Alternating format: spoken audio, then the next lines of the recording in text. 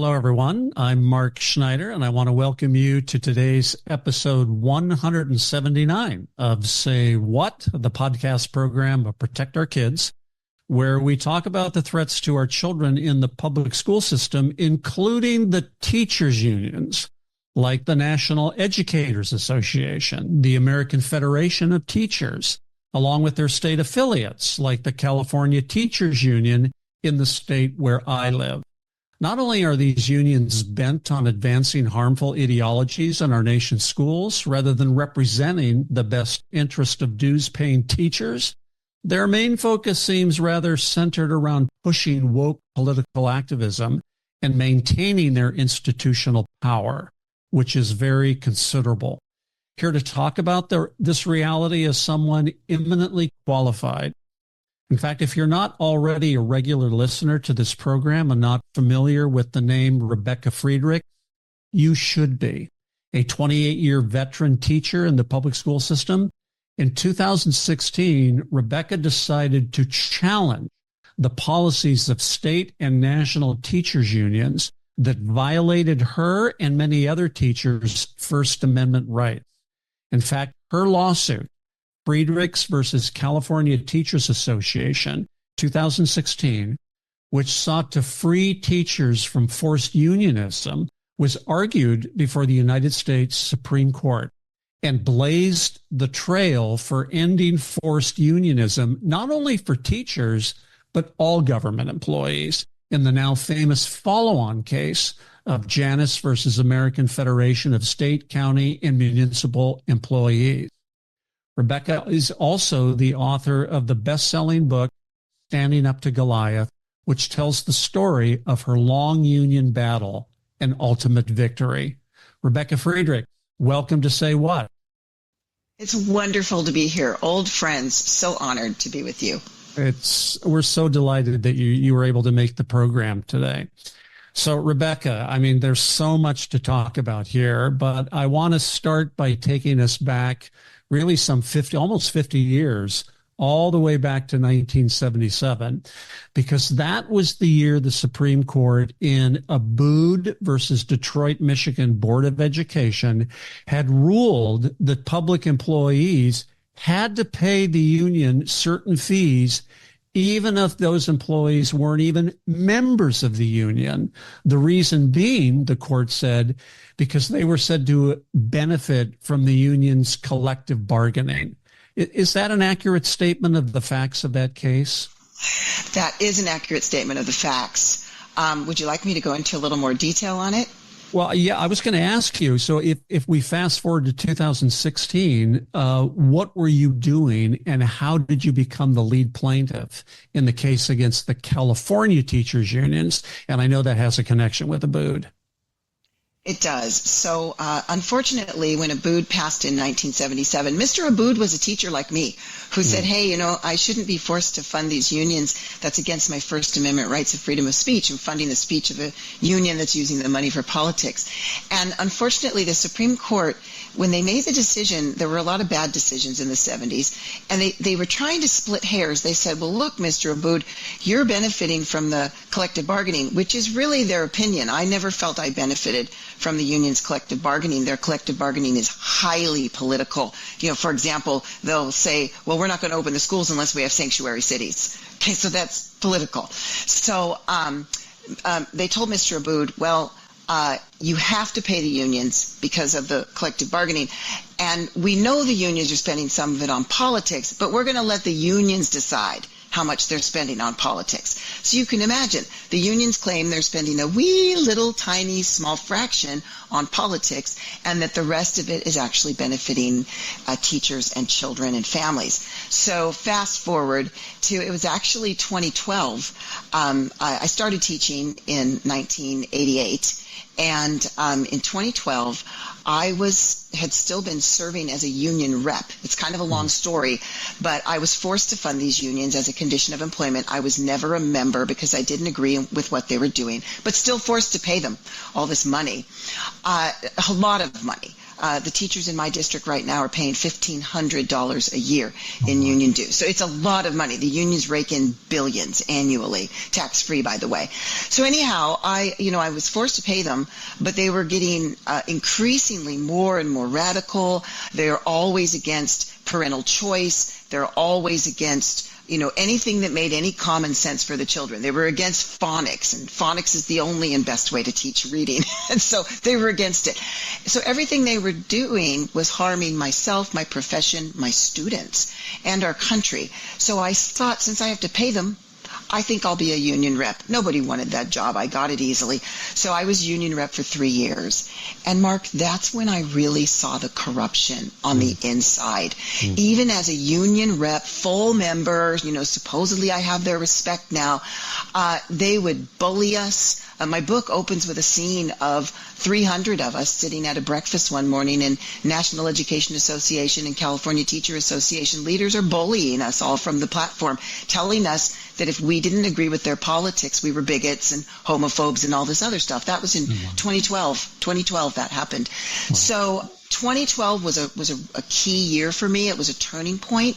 And actually, I guess it would seem like it was a turning point in my battle with the unions, but it was actually a turning point with God and me, because I was doing my morning, every morning, just God and me alone, doing my Bible study, giving him my first fruits of my day. And during that morning Bible study, I'm praying and complaining to God about the problem of the unions in our schools. And don't you see it, Lord? They're so corrupt and they're harming us and we're forced to pay them. And what, Lord, what can you do about this? And you know how the Lord is, in that still small voice, he says, how about you? Why don't you do something about it? So you got to be careful what you pray for. I know, it's so true. People tell me they pray for patience. I say, watch out. Anyhow, I'm actually really glad I prayed that prayer and that I not only listened to God, but obeyed him, because he asked me something very specifically. I just want to make it clear. I'm not hearing voices. I'm not seeing Jesus on a mirror, nothing like that. It's just that still small voice where the Holy Spirit is directing his children, his sheep, and just literally telling us where to go if you listen. So I'm doing this Bible study, and there's a question in the Bible study: is there something the Lord's been asking you to do and you haven't done it for whatever reason? And I said, yes. The Lord's asked me to write. He's asked me to give my writing for his glory, and I'm supposed to be writing. And I haven't done it because I'm afraid, because I don't know. I was a kindergarten teacher. I didn't have any contacts with media or any, I didn't know anything, publication. So I was a good reader. I liked reading. That was about it. So I marked in that Bible study that that's what God was asking me to do, not knowing the next question was going to be, okay, will you give it to him and obey him? And Mark, I prayed on that second part of the question for 3 solid days, because I did not want to be Jonah in the belly of a fish, being sent, God sends me on something and I stubbornly don't do it. So I talked to God and I told him, these unions, they're mean. I call them the education cartel. They use cartel mafia tactics to bully people, to lie to the American people, to really destroy your life if you dare to push against them. So I talked to the Lord about all that, and I said, I have a son in high school, I have a son in college. They're going to destroy him. They're going to bully us. They're going to say this. They're going to say that. And the Lord says to me, in just the way that only he can, it just brings you peace. And he told me, of course they're going to do all those things. And here's what you do. Here's how you respond. And I just had this peace washed over me. I said, I can do that. I can do that. So I went back to my Bible study. I said, yes, Lord, I'll obey you. I'll do what you've asked me to do. And the very next day, I wrote my first editorial, and it was a response to an editorial in my local Orange County Register. There were writers that kept claiming that the unions were so great, they had the benefits of teachers in mind, they were so wonderful, they were good for kids. And every time I would read these editorials, I'd say, that's a lie. These are all lies. So I wrote a rebuttal to one of them, saying that the unions were the biggest freeloaders on the planet, because they were calling people like me freeloader because I didn't want to be a member. And that piece, by God's grace, my big view was I want to get an article in the Orange County Register. That's all I wanted to do.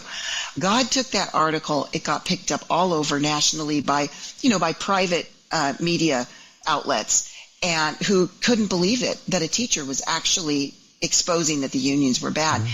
And that was October 2012. And within 6 months, Mark, I never had any dream to sue the unions. That wasn't my goal. I wanted to expose them. I want them to be illegal again, government unions. I think they're extremely corrupt, and I believe they're the root cause of every problem in this nation.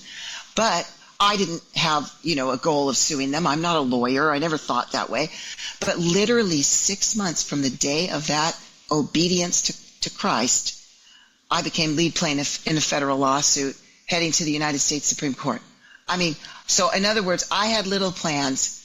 God had really big plans that I could never dream of. All I had to do was say yes to the little plan, make the first step, and then he just walked me through the rest. And it was remarkable, and I'd be happy to tell details about our case if you'd like me to do that. What an adventure this has been for you. And I think just to give some context, now that we get into the details of the case, California law allowed unions to become the exclusive bargaining representative, if you will, for public school employees, which gives them a lot of influence over a wide range of conditions of employment.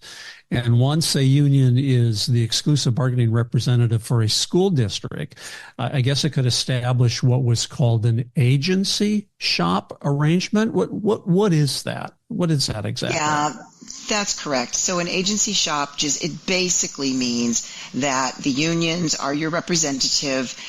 No person in that school district that's unionized can go to their boss and bargain on their own behalf. They can't say, hey, I was teacher of the year, I think I should have a raise, or gee, I was teacher of the year, I don't think I should be fired just because I'm a new teacher lower on the seniority list. You can't do anything like that. Only the agency can bargain for you. And that was because of the U.S. Supreme Court decision.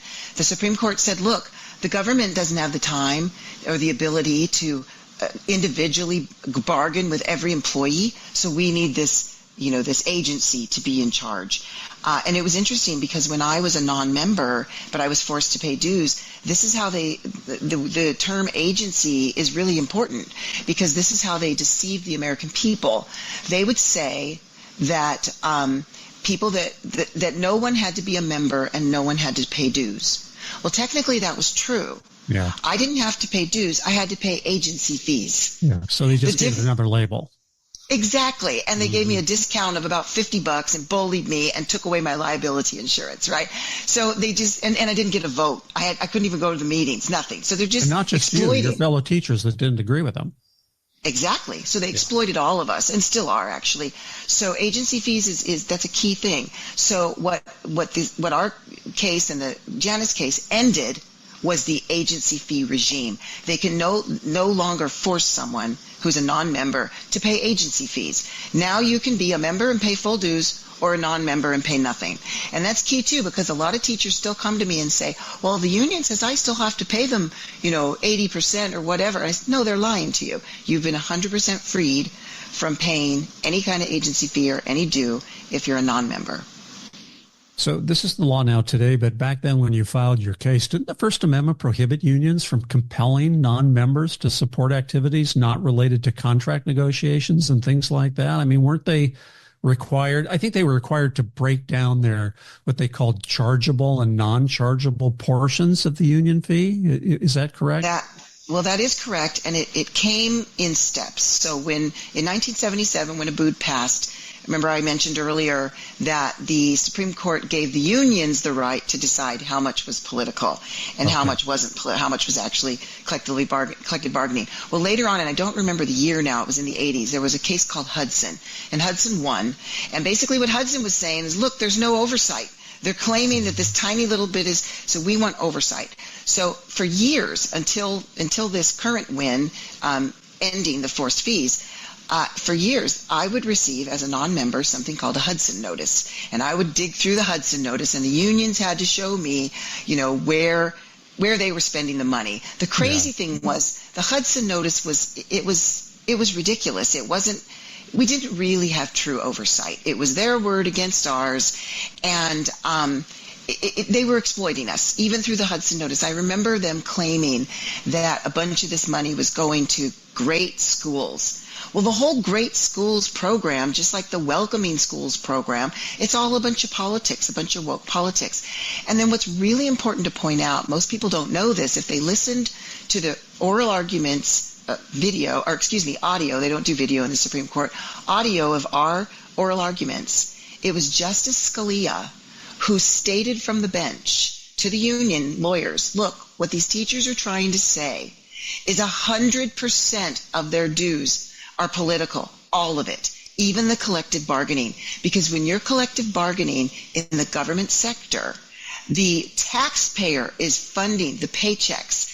So then the employees are taking taxpayer-funded dollars, paying their dues, and then the unions put people in office using that money, and then the unions sit across the table from people they've put in office.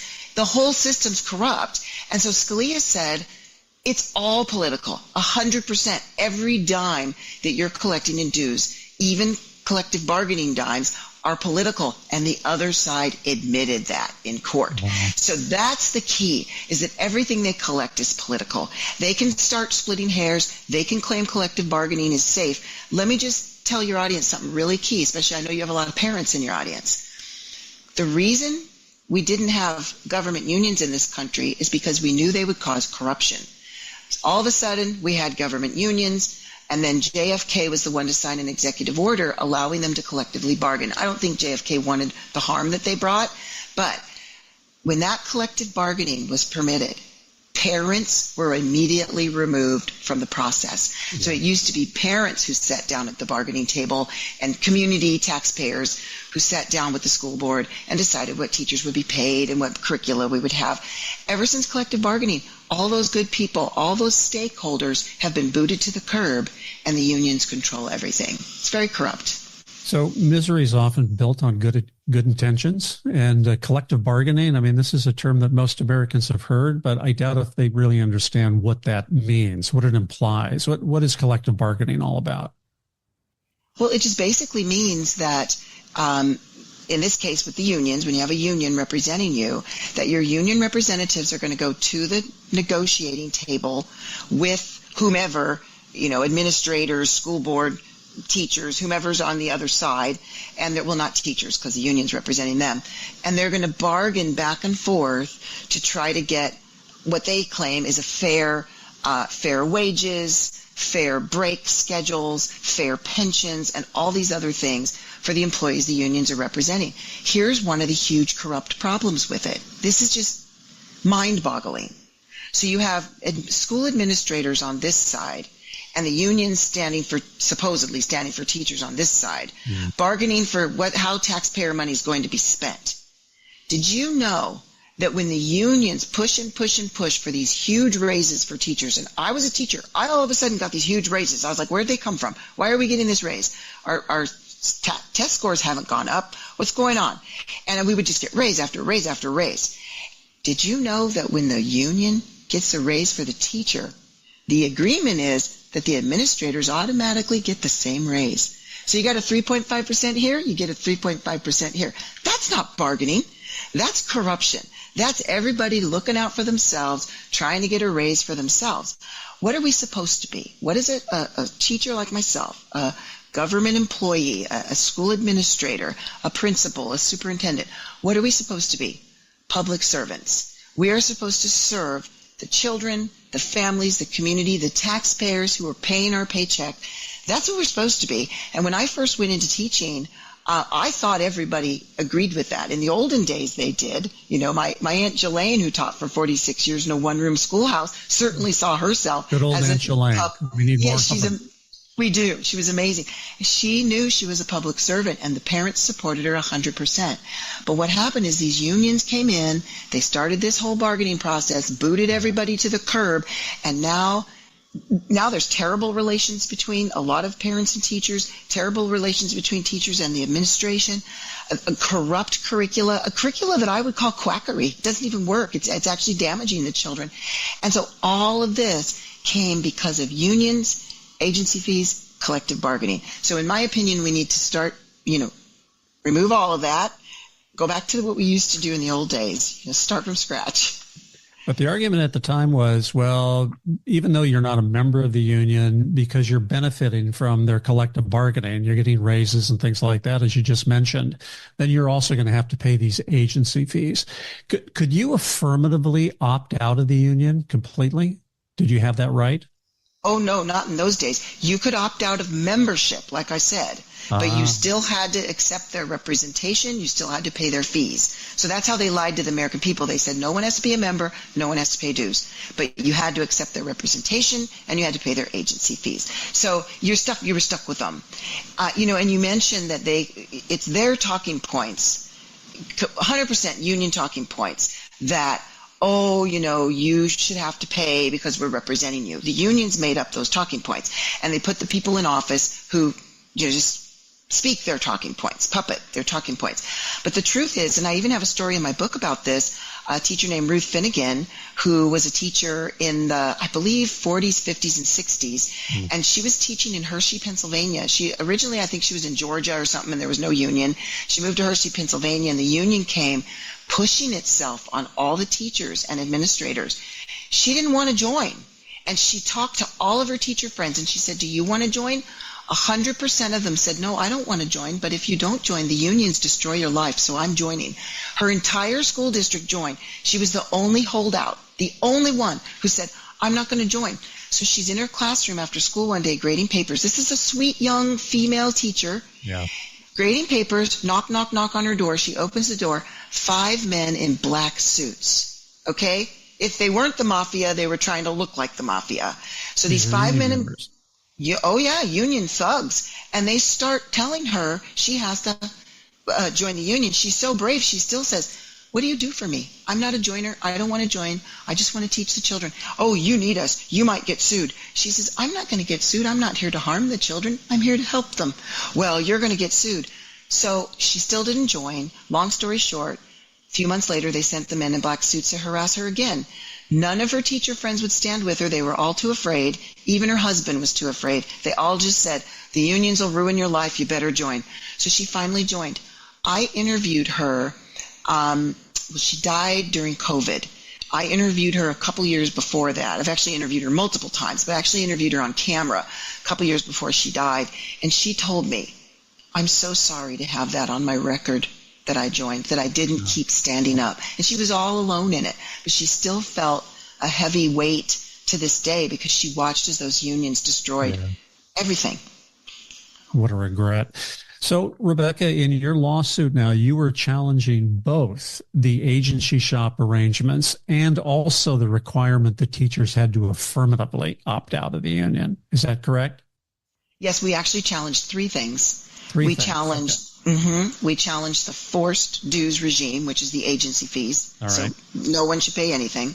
We challenged the opt-out because they forced everyone to be in. As soon as you were hired, you were in. And then you had to figure out how to jump through all these hoops and get bullied to opt out. You still had to pay the agency fees. But, to be a non-member, you had to go through, I had to sign a certified letter every year. It was ridiculous. And most people couldn't figure out how to do it. The third thing, we wanted it to be opt-in instead of opt-out. The third thing we challenged, which I think was the most important, and unfortunately the Janus case did not challenge this, and when our case got messed up because Scalia died a month after our case was heard. But anyway, the third thing we challenged was the unions their dues are being collected free of charge by the taxpayer. So there's this throughout the entire country, every government organization, agency, institution that is unionized, the taxpayers are funding the collection of union dues through paycheck deductions.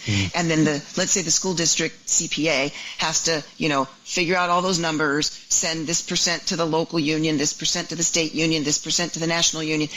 That's all funded by taxpayers. We said that's highly corrupt. Those aren't part of union dues. That's taxpayer money doing that. Exactly. Well, it's taxpayers, paying for the collection process. Yeah. We said that's corrupt. So we said no more paycheck deductions. We asked the court to remove this paycheck deduction scheme and to require people to have to either write a check every month or it comes out of their credit card every month. Because when you get your pay stub and there's some innocuous thing, teach. Mine always said teach. It was union dues. Didn't say union dues. You don't feel the sting, of $1,500 leaving your pocket every year, or $150 every month. You don't feel the sting when you don't see the money come out, right? It's just automatically deducted. So we said, look, people need to feel the sting. They need to know where this money's going, and the unions need to fund the collections themselves. This is corrupt. That's the taxpayers funding collection of dues. So we were challenging that too. So the Supreme Court, I think, ended up affirming the lower court's decision, and which in this case was the Ninth Circuit, which was to let things basically stand as they were. But it was a 4-4 split in opinion. The unions had argued that the agency fees, I think, were needed to keep labor peace. That was one of their buzzwords, and to eliminate what they called free riders, which you just talked about. But this 4-4 split now basically happened because Antonin Scalia was no longer on the bench. What happened there? I mean, talk about timing. It was devastating. It's still devastating to think back on it. So first of all, the labor piece, Justice Kagan and Justice Sotomayor from the bench argued for the labor piece. They were arguing on the side of the unions throughout our oral arguments, which was kind of disturbing because we just wanted a fair, hearing. But anyway, we filed our case in March of 2013, and our lawyers were brilliant. In fact, it was one of our lawyers out of Jones Day who was reading a Supreme Court decision, Knox versus SEIU, which was decided in 2012, I believe, in favor of a government employee who was pushing back on union dues. And it only impacted her personally, I think. But when our lawyers read the decision on that case written by Alito, this one brilliant lawyer said, "Oh my goodness, we think the justices are looking for a case to overturn this dues regime, this agency fee regime."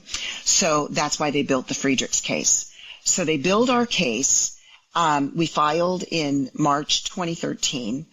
I honestly don't know how I became the lead plaintiff. You asked about that earlier. There were 10 of us, 10 teachers, plus the the Christian Educators Association International was plaintiff 11, and all brave people, all Christians. And the lawyers asked all of us if we wanted to be lead plaintiff, and I of course said yes. To this day, I don't know why they chose me, except that I was already writing editorials because God had asked me. I was writing a lot of them, and so. Yeah, I'd had a ton of, I had just been researching a ton. I was giving the lawyers all kinds of information for the briefs. So I think they just, okay, she's already out there. So I think that's how I became lead plaintiff, or God just decided that was my fate. So anyway, we filed in March 2013, and our whole argument was to the local courts and then to the circuit court. We said, please rule against us. You cannot rule in our favor, or our lawyers. You cannot rule in favor of our plaintiffs because we are trying to overturn a 1977 Supreme Court decision, Abood. You cannot rule, lower courts cannot rule against Supreme Court decisions. So please rule against us and let us move on. And by God's grace, the unions went along with that. They could have easily pushed back. They could have easily said, nope, we want to do 5 years of discovery, blah, blah. They could have drug it on. Yeah. They didn't. They said, sure, yeah, because they were so sure we were going to lose. So they were, sure, yeah, just move it on. We got through the local California courts in 8 months. Then we appealed, because of course we lost. We appealed to the Ninth Circuit Court of Appeals. We got through that in 8 months. And we lost, of course. We asked to lose. And so then we were accepted to the U.S. Supreme Court. Case was heard on January 11th, 2016. It was a very exciting day. It was our lawyer's 13th case in front of the Supreme Court. He knew it was his best argument ever. He did a great job. We celebrated afterward. Even the New York Times admitted that the teachers won the oral arguments. And later, Justice Ginsburg, when she wrote her book, she admitted in her book that Scalia had voted for us. And, so if Scalia hadn't died, then the Friedrichs case would have won, and it would have been horrible for the unions, obviously, because they wouldn't have their paycheck deductions too. So anyway, we know we had Scalia's vote. The way the Supreme Court works, though, so our case was heard on January 11th, 2016. The justices go into their chambers and they vote. They don't release that vote to the public. Only the justices know the vote. And this usually happens within 48 hours of the oral hearing. It sure does. It absolutely does. So the justices did that. They choose a justice to write the decision. Justice Samuel Alito was chosen. Justice Alito then had several months to write the decision. Our case and Little Sisters of the Poor were the two biggest cases of the term, so we knew our decision would come down in June. We would probably be the last case, last two. So Alito's working on the decision. Exactly 1 month after our hearings, I believe it was February 12th or 13th, I'd have to look it up. Suddenly, I mean, I never watch television, rarely watch television and never watch it in the morning. But my husband and I, it was a Saturday, we were getting ready to go out and celebrate Valentine's Day. And we were so celebratory because of the case. It was 1 month since the case was heard. We were so happy. We were getting ready to go down. We live in a beach community, going down to the pier, get some fish. And so I just had the news on while I'm getting ready. And I hear, breaking news, Justice Scalia died. And literally out of the guy's mouth, you know, the two cases that will be impacted the most heavily, Friedrichs versus California Teachers Association and Little Sisters of the Poor. And I just was devastated, just devastated. We knew this was the upending of our case. Mm-hmm. So even our lawyers didn't know precedents. They weren't sure what happens when a justice has already voted but then dies. So we started digging through precedents. We found out that something like, I forget the number, 89 cases or something have been reheard at the Supreme Court, including Brown versus the Board of Education was reheard a year later because of a illness of a justice or something. So when the decision comes down, every justice has to be in the room. If they're in the hospital, their vote doesn't count. So, which is kind of weird. So anyways, since Justice Scalia died, the justices, we asked them for a rehearing of our case. Please give us a rehearing after there's a new justice. Well, this was all in the middle of the primaries for the 2016 election. Of course. And at this point, most people thought Hillary was going to win. And of course, the justices didn't tell us anything, but here's my guess. This is my guess just based on what I understand. The justices gave us, like you said, a 4-4 because we lost Scalia's vote. And they just stood with the lower court's ruling against us. But we still asked for a rehearing. They kept us on the docket all through till the last day of the court. Actually, a few days after the last day, it was my birthday. On my birthday, they refused to rehear our case. Devastating birthday. But Janice won on my birthday, so that was good too. That's part of my story. But anyway, I believe that the reason the justices did not agree to rehear our case, because for every reason they should have, it was a legitimate case. It got messed up because someone died. I think it's because they thought Hillary was going to win. And if Hillary would have won and appointed someone to the court and our case would have been on the docket for a rehearing, we would have gotten a loss and set precedent for decades. So I think that's why they took that risk, let us go. The Janice case had been built when our case was accepted to the Supreme Court. The Janice case was built.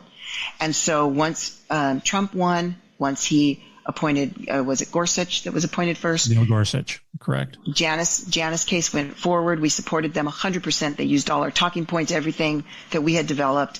But unfortunately, Janice case only asked for one thing, and that was the ending of the forced agency fees, forced dues. They did not ask for opt-in. They did not ask for don't do the paycheck deductions. So myself and a bunch of teachers wrote a brief begging the courts. And the courts did agree to give the opt-in. So now at least all government employees, when they're new hires, have to opt in. They're not automatically in. If you're already an employee when the case came down and you're already in, you got to figure out how to get out. But new hires at least have an opportunity. But of course, the unions during the whole time our case was going through the Supreme Court, the unions started something called the Friedrichs fix, and any state that the unions control, like California, if there's a Democrat majority in your legislature, the unions are controlling your state. They put those people all in office. In California, as you guys know, we have a 2/3 plus supermajority of union supported Democrats. The unions control everything they do. So the unions went into California and other states that they control, Washington, Oregon, New York, and they started the Friedrichs fix. What's the Friedrichs fix? Well, they were able to pass a bunch of bills to try to mitigate what would happen when our case won. So they were able to pass those bills. So now what does that mean? In these states, the states where the Friedrichs fix was passed, all new employees are forced to sit 30 minutes on company time on the taxpayer dime to hear from the union and listen how great they are and to be bullied into joining. Nobody else gets that opportunity. You and I don't get to sit with them and tell them, they're sexualizing your kids. Don't join. The unions also get updated personal contact information, cell phone, email, everything on every single person in the bargaining unit. Even if you're a non-member, they get updated information quarterly. Nobody else gets that. And there's one other thing I can't think of. So they always find a way to put everything in their favor. It's very corrupt. The unions, very corrupt. So I just want to make sure our audience understands what you just said, because this is really important. So 2 years later, after your case, we have Janus, or what was called at the time Abood Revisited. Only this time the challenge was mounted, I think, in Illinois, which the district court dismissed for lack of standing until 2 public service employees, not teachers, intervened to seek that Abood was overturned. So in this case, Abood was overturned 5-4 as a violation of the First Amendment, and Justice Alito wrote the opinion. But besides, Rebecca, unconstitutional agency fees and the requirement of affirmative opt-out, what other threats do the teachers' unions present to children, parents, and teachers? Is it fair to say that they're advancing today woke ideology? That's 100% fair. I've done decades of research on this so-called teacher unions. I started really trying to discover who they were in 1987 when I was a student teacher, because I witnessed a teacher abusing little children every day. And when I reported it, I was told that the unions were protecting her and her job, and there was nothing we could do for the children. Yeah. So my entire career, I had a problem with the unions, and I've always researched what they're up to. They are pushing 100%, pushing not just a woke agenda, it's a communist agenda. I'll just run through a quick list of the things that the so-called, I call them so-called because they aren't really representing teachers. They aren't really a union in the traditional sense of like a carpenter's union or whatever. They're actually exploiting government employees in order to destroy America. They don't like our constitutional free republic. They believe and have said multiple times that our children belong to the government, not to God and not to their children. Now, I'm not talking about your average teacher out there who belongs to a union. I'm talking about the union hierarchy, the leaders. They're atheists. They hate God. They might say that, Randy Weingarten says she's a Jew. Fine. She's not an Orthodox Jew. She's not living her faith. So these people are an extreme danger to America. It is their goal to undermine our American free republic. They like socialism, which always turns into communism. If you look at the 45 goals of the Communist Party that were read into our congressional record in 1963, the so-called teacher unions they're doing those goals. One of the goals is, using pornography to sexualize children in order to break apart the family. They don't want children raised by their parents. I can't remember the exact words right now. Which, by the way, is the law in California and 22 other states across the country. They use it in the name of comprehensive sexuality education, but it's basically what you just outlined, sexualizing our children starting in elementary school. Exactly. And what a lot of people don't realize is it's the government so-called teacher unions that did that to us in all those states. It's not just some, wild-eyed special interest group out there. It is the unions, the government unions. Why do we have, drag queen story hour in our libraries? Because librarians are unionized by the same radical union ideals. The CDC. Why were we told that shots that hadn't been tested were perfectly fine and wonderful? The CDC is unionized by these same corrupt unions. So my goal is to help people to understand that all of our agencies and institutions have been infiltrated by people who don't have our best interests in mind. And how did they infiltrate us? Through government unions. And so they're now, making the decisions, like you said, they've pushed this radical sex ed on us. Yeah. You and I both live in California. We were at the State House. There were hundreds of us at the State House pushing against the sex ed, and we brought boxes of thousands of letters from Californians that didn't want this sex ed, and they wanted parents to have a right to opt in instead of this opt out craziness where you don't even know your child's being sexualized. And there were less than 10 people on the other side, all lobbyists from PTA and the teacher unions and Planned Parenthood, and the legislature voted with those 10 lobbyists and against thousands of California citizens who showed up and sent letters. So that is because the unions control those legislators and legislatures. So they can control those legislatures by virtue of their size and financial prowess. I mean, just to give you an idea, the NEA, last time I looked, ostensibly they're supposed to represent teachers K through 12. It has 3 million members across the country, yes. And they're active in every state of the union. They have affiliates in 14,000 communities, and they have a budget of over $350 million a year. The American Federation of Teachers, they're a little broader in scope than the NEA. They have 1.7 million members, I think, and they're affiliated with other unions like the AFL-CIO, and they also have a huge budget, I think over $200 million a year.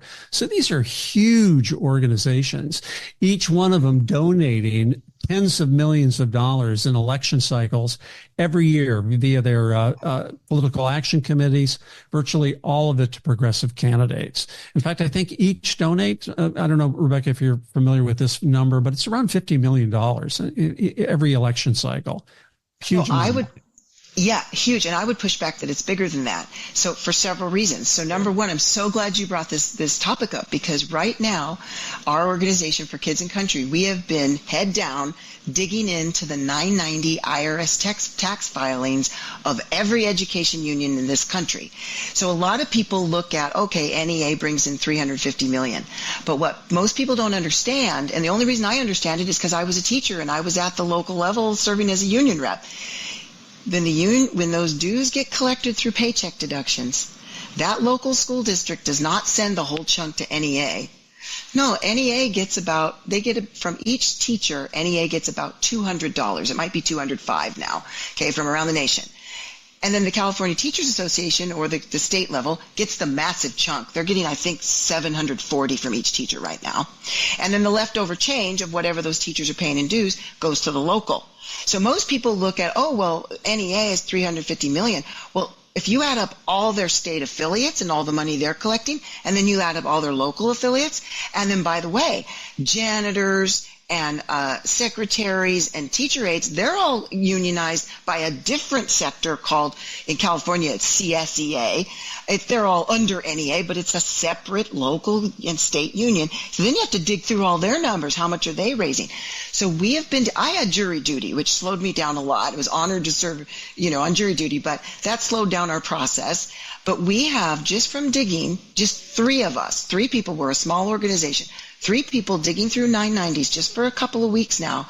We are over $3.5 billion with a B, $3.5 billion collected just by education unions. And Mark, we've only got a fraction of them. We haven't even dug in to most of them just because we don't have the manpower. We need like 50 people to help us dig in.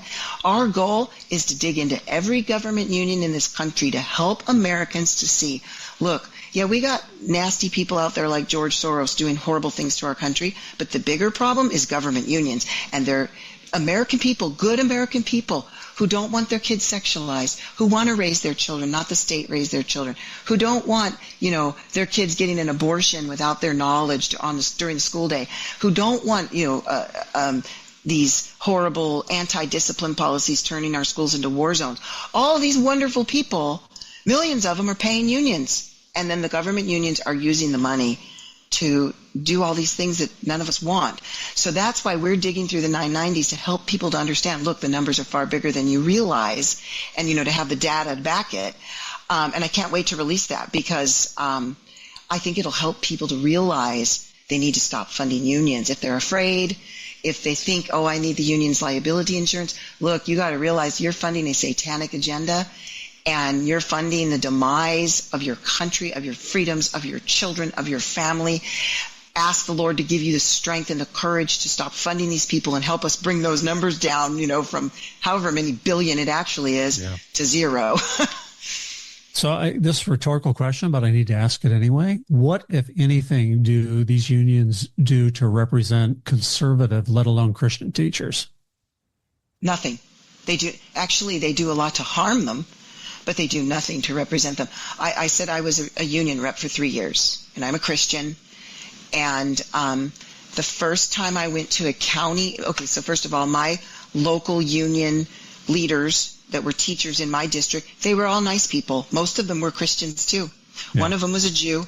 Most of them were conservative people. They used to laugh. These are union leaders. They used to laugh in the teachers' lounge when we'd look at the CTA would tell us who to vote for. We'd go down and they'd say, I'm voting the opposite of everything the union tells me to do. They would laugh. That's the union president in our district would laugh. Okay, I'm thinking, why aren't you pushing back on this? So I was the only one who would actually push back. But the first time I went to a county level meeting with my local cohort, the county guy looked us right in the face and started putting down Christians right to our faces, telling us how bigoted. And I go, I'm a Christian. Most of us here are Christians. And he just kind of, but they just assume that we all think like the leadership of the unions. They assume we're all these radical, pro-abortion, pink hat wearing, marching, angry people when we're not. And so I could tell you story after story of how many times I personally was bullied by union leaders when I was a union rep. And they tell teachers, I'll just want to tell your audience this, they tell teachers you're not allowed to have a Bible in your classroom. You can have as many Bibles in your classroom as you want. Put Bibles all over the shelves if you want the kids to choose to read them during their free reading time. Have your Bible on the desk. You absolutely can do that. The unions have convinced your administrator that you can't. And if you do it, your administrator will come and say he has to write you up. But the truth is, if you have liability insurance from Christian educators, they'll defend you and they'll tell your principal, no, here's the law. This teacher can absolutely have a Bible on her desk, his desk, and Bibles in the classroom. And then the administration will back off. The administration's afraid of getting sued. And so the unions have manipulated the leaders in our schools into believing whatever the unions want to have happen. It's why we don't sing Christmas songs anymore in our public schools. It's why the Ten Commandments used to be on the wall of every school in America. Thanks to the unions and a Supreme Court decision, it's no longer there. We used to start our schools with prayer every single day in America. Thanks to the unions and the Supreme Court that they had put in place in the 70s, we don't pray anymore.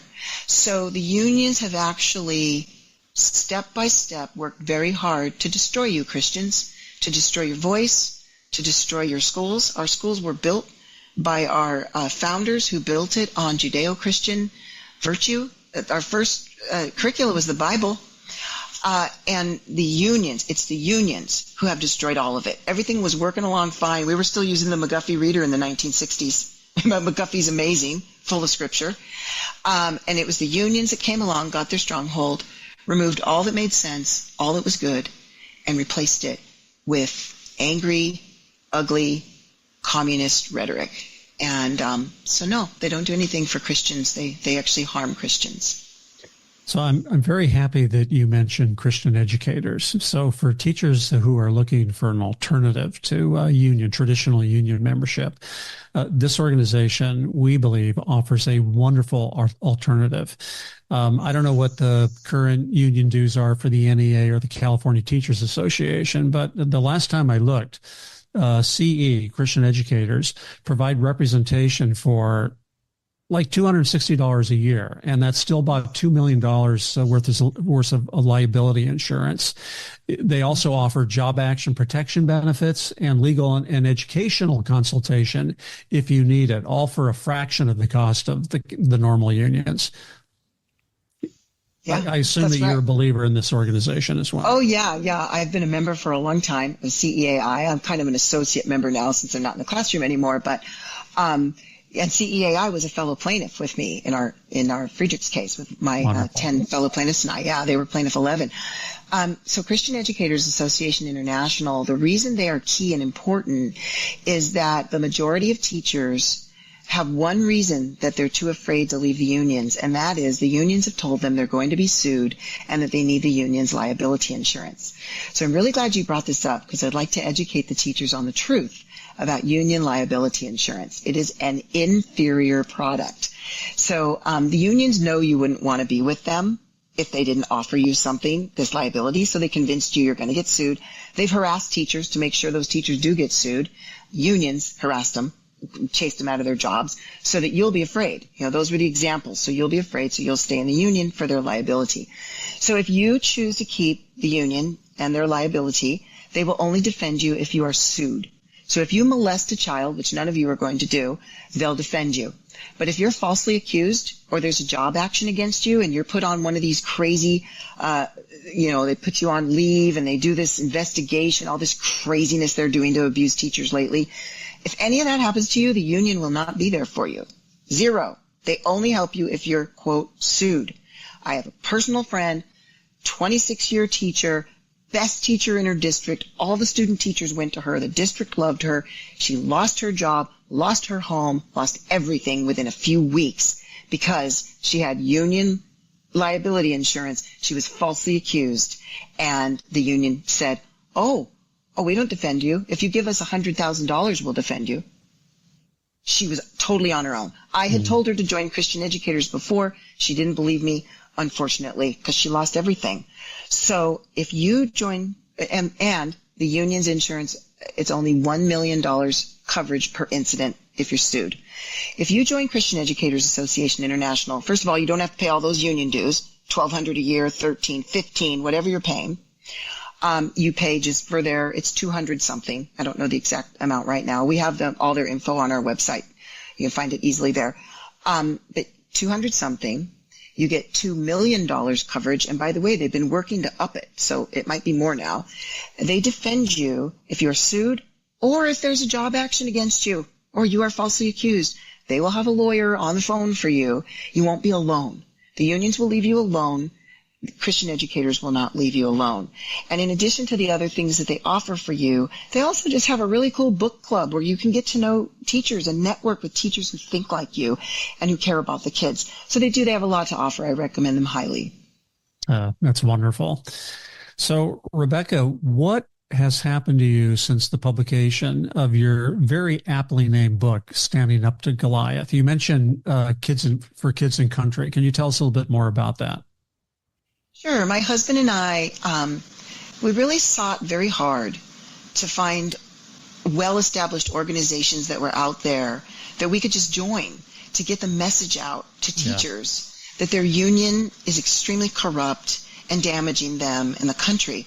But we couldn't find an organization that that was willing to partner with that kind of a message, right? Most of the organizations were still kind of afraid, we can't talk against teachers. And I'd say, no, I'm a teacher. I get it. I know how to talk to teachers. It's the union. Anyway, we couldn't find anyone to work with us. We never wanted to start a nonprofit. As you know, it's a lot of work. But my husband and I started for Kids in Country because we had to find a way to get the message out. That, not just my book, which exposes the unions and tells the stories of many brave teachers who expose what the unions have done to them and their students. But we needed to get the message out to the American people and beyond that government unions, especially in the form of these teachers' unions, are dangerous. They are not your friend. They are not your savior. And guess what? You've been freed. You don't have to pay them anymore.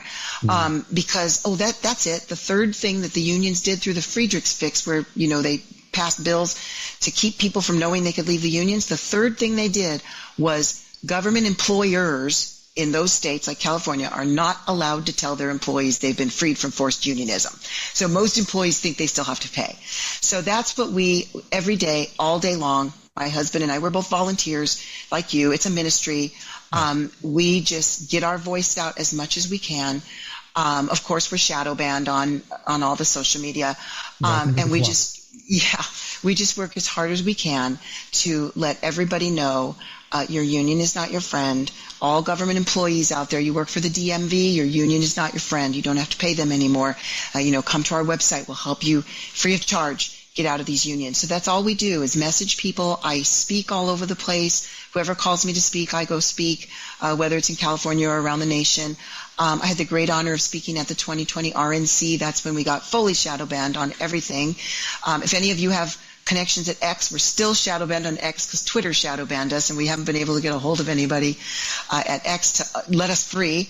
But that's just all we do. We just educate. And then there's a lot of teachers out there who are absolutely beaten up. They have PTSD. They're so worn out because the unions brought in these anti-discipline policies, and now nobody's disciplining the kids, and their classroom's a war zone. And, the sexualization, the PBIS, which is their, discipline system that's crazy, doesn't work, emboldening the naughty kids, and all the good kids get harmed. And it's just so backward. And so these teachers are just, they're worn out. They're beat up. And so they come to us. And I'll just invite them over for brunch in my house. I'll have them over for a weekend. Come spend the night with us. We take them out to dinner. We take them for a walk on the beach, whatever they need. We give them advice. If there's a teacher that's brave enough to stand up and lead other teachers in the district to stop funding the union, we'll support them with that. Whatever they need, we'll get them a pastor to stand with them. So we just, we do whatever teachers and parents and children need. We help advocate for them. But mostly we consider ourselves a messaging campaign just to get the message out so that teachers and other government employees will stop funding the demise of our country through union dues. Well, Rebecca Friedrichs, on behalf of Protect Our Kids, I'm so happy that you prayed that prayer so many years ago and that you listened to the response that you got to that prayer. What a difference that you've made in the lives of so many teachers across this country who are trying to escape the oppression of the teachers unions, whether they be the National Educators Association, the American Federation of Teachers, the California Teachers Associations, and their affiliates across the state. What an incredible work that you've done and that you continue to do. So thank you for being on the program. How can people support you? Where can they go to support you and what you're doing? Thank you for those kind words. They can reach us at forkidsandcountry.org. That's all spelled out. FOR country.org. If you're a teacher, click on Liberate Teachers. We have everything you need, 3-step process to get out of those unions, all free of charge. If you're a non-teacher or just want to help teachers, click on Liberate Teachers. And we have everything you need to learn how to adopt a teacher and put your arms around them and help them to be liberated from unions. You can find us on social media. Because we were shadow banned, we're no longer For Kids and Country on social media. I just have personal pages, which is kind of good because I can post anything I want. But you can find us at Rebecca for Kids. At REBECCAFOR Kids, at Rebecca for Kids. We're on X, Truth, Facebook, Instagram, YouTube, and I think many others. But like I said, we're shadow banned. So please follow us. And hopefully if we can, break free of the shadow banning, especially on X at some point, then you'll be one of our followers. But you can find everything on our page. Our pages are still there. You just won't see us in your feed. Wonderful. Well, Rebecca Friedrichs, once again, thank you for joining our program. Say What? The Ministry of Protect Our Kids, where you can find us at POK.org. I encourage you to go to our website, where you're going to learn a lot about not only what you've heard today, but other subjects as well, and how to protect your kids from the harms of the public education system across the country. So thank you for joining us, and we look forward to being with you next week on our next episode of Say What?